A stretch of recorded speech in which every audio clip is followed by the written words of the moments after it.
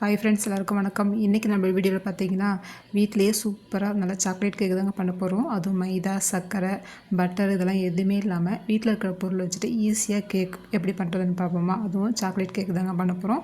வாங்க எப்படி பண்ணுறதுன்னு பார்க்கலாம். கேக் பண்ணுறதுக்கு ஃபஸ்ட்டு ஒரு பவுல் எடுத்துக்கலாங்க. இதில் மெஷரிங் கப்பில் 3/4 கப் அளவுக்கு நாட்டு சர்க்கரை எடுத்துக்கலாம். இதோட 1 கப் அளவுக்கு நம்ம பால் எடுத்துக்கலாங்க. காய்ச்சி ஆற வச்ச பால், நல்லா திக்கான பாலை எடுத்துக்கலாம். இதோட 1/4 கப் அளவுக்கு வாசனை இல்லாத எண்ணெய் சேர்த்துக்கலாங்க. ரீஃபைண்ட் ஆயில் சேர்த்துக்கலாம். சேர்த்துட்டு நல்லா மிக்ஸ் பண்ணி விட்டுக்கலாம். நம்ம சேர்த்துருக்க சர்க்கரை பார்த்திங்கன்னா நல்லா கரைஞ்சி வரணும். நாட்டு சர்க்கரைக்கு பதிலாக நீங்கள் வெல்லம் கூட நல்லா பிடிச்சிட்டு சேர்த்துக்கலாம். அதுவும் நல்லாயிருக்கும். இப்போ இதோட ஒரு சன்னியை வச்சுட்டு 1/2 கப் அளவுக்கு கோதுமை மாவு சேர்த்துக்கலாங்க. ஃபஸ்ட்டு 1 கப் சேர்த்துருக்கேன். திரும்ப ஒரு 1/2 கப் மாவு சேர்த்துக்கலாம். சேர்த்துட்டு இதோட மாவு அளந்த கப்லேயே 1/4 கப் அளவுக்கு கொக்கோ பவுடர் சேர்த்துக்கலாங்க.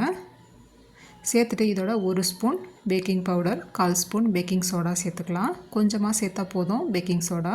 சேர்த்துட்டு நல்லா சளிச்சிட்டு நல்லா மிக்ஸ் பண்ணி விட்டுக்கலாம்.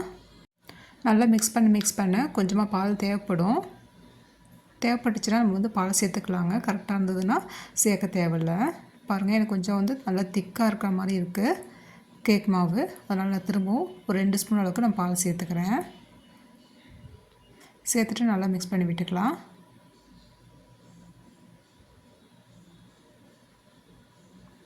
பாருங்கள், மாவு பாருங்கள், கேக் மாவு இந்த பதத்தில் தான் இருக்கணும்.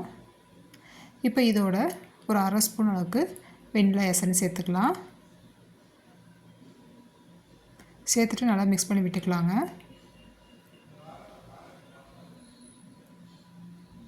மாவு பாருங்கள், இந்த மாதிரி நல்லா சாஃப்டாக இந்த மாதிரி நம்ம மாவு எடுத்து விடும்போது நல்லா ரிப்பன் ஷேப்பில் விழணும் கீழே. அது ஒரு பக்கமாக இருக்கட்டும். இப்போது கேக் மோல்டில் இந்த மாதிரி லைட்டாக ஆயில் தடவிட்டுக்கலாம்.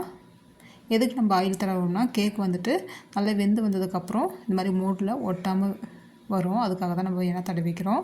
இப்போ இதோட கொஞ்சமாக கோதுமை மாவு போட்டு விட்டுக்கலாம். இந்த மாதிரி எல்லா பக்கமும் படுற மாதிரி இந்த மாதிரி நல்லா போட்டு விட்டுக்கலாம். கேக் மோல்டு பார்த்திங்கன்னா ரெடி ஆகிடுச்சு. இப்போ நம்ம மிக்ஸ் பண்ணி வச்சுருக்க கேக் மாவை மோல்டில் சேர்த்துக்கலாம். ஒரு டைம் நல்லா மிக்ஸ் பண்ணி விட்டுட்டு திரும்ப நம்ம சேர்த்துக்கலாம்.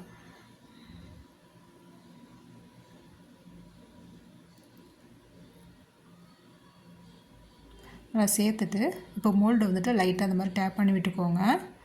இந்த மாதிரி நல்லா தட்டி விட்டுட்டு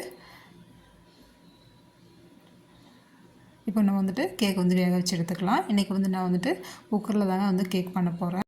கேக் மோல்டு வைக்கிறதுக்கு முன்னாடி குக்கரை பார்த்திங்கன்னா ஒரு 10 நிமிஷம் சிம்மில் வச்சுட்டு நல்லா சூடு பண்ணிக்கணும். குக்கரை நல்லா சூடானதுக்கப்புறம் நம்மளோட கேக் மோல்டு எடுத்து உள்ளே வச்சுக்கலாங்க. கீழே ஒரு ஸ்டாண்டு போட்டு வச்சுக்கோங்க. மூடி போடும்போது மூடியில் பார்த்திங்கன்னா பெல்ட்டும் இருக்கக்கூடாது, விசிலும் இருக்கக்கூடாது. அப்படியே வெறுமனே மூடியை மட்டும் நம்ம மூடிக்கணும். பாருங்கள், இந்த மாதிரி கேக்கு வேகிறதுக்கு டைம் பார்த்திங்கன்னா ஒரு 30லேருந்து 35 நிமிஷத்தில் நம்ம கேக் பார்த்திங்கன்னா ரெடி ஆகிடும். நல்லா சாஃப்டாக வந்துடும். இப்போ பாருங்கள், எனக்கு கரெக்டாக ஒரு 35 நிமிஷம் ஆகிடுச்சு எனக்கு கேக் வெந்து வர்றதுக்கு. இந்த மாதிரி ஒரு கம்பியை வச்சுட்டு இந்த மாதிரி செக் பண்ணிக்கலாம். கம்பியில் இந்த மாதிரி மாவு இல்லாமல் ஒட்டாமல் வந்துச்சுன்னா கேக் வெந்துருச்சுன்னு அர்த்தம். கேக் நல்லா வெந்ததுக்கப்புறம் ஒரு 1/2 மணி நேரம் அப்படியே ஆறட்டும். ஆறுனதுக்கப்புறம் பார்த்திங்கன்னா இந்த மாதிரி சைடில் இந்த மாதிரி கத்தியில் நல்லா எடுத்து விட்டுட்டு நம்ம கேக் வெளியில் எடுத்துக்கலாம். ஈஸியாக வந்துடும். இந்த மாதிரி லைட்டாக ஒரு தட்டினோம்னா நல்லா ஒட்டாமல் வந்துடும். பாருங்கள், பாத்திரத்துலேயும் ஒட்டலை. கேக்கை கட் பண்ணி காமிக்கிறேன் பாருங்கள், எவ்வளோ சாஃப்டாக இருக்குது பாருங்கள். கட் பண்ணும் போதே தெரியும் நல்லா சாஃப்டாக இருக்கும். ஈஸியாக சர்க்கரை இல்லாமல், பட்டர் இல்லாமல், மைதா இல்லாமல் ஈஸியாக வீட்டிலே பார்த்திங்கன்னா ரொம்பவே ஹெல்த்தியாக வீட்டில் இருக்க சின்னங்கள்லேருந்து பெரியவங்க வரலையும் எல்லோரும் சாப்பிட்ற மாதிரி ஹெல்த்தியாக கேக் பண்ணியிருக்கோம். கண்டிப்பாக ட்ரை பண்ணி பாருங்கள் ஃப்ரெண்ட்ஸ். ரொம்ப டேஸ்ட்டாக இருக்கும். நல்லா சாஃப்டாகவும் இருக்கும். பாருங்கள், எவ்வளோ சாஃப்டாக இருக்குது பாருங்கள் கேக். நம்ம பார்க்கும் போதே தெரியுது. கண்டிப்பாக இந்த அளவுகளோடு செய்யுங்க ஃப்ரெண்ட்ஸ். சூப்பராக இருக்கும் கேக்கு.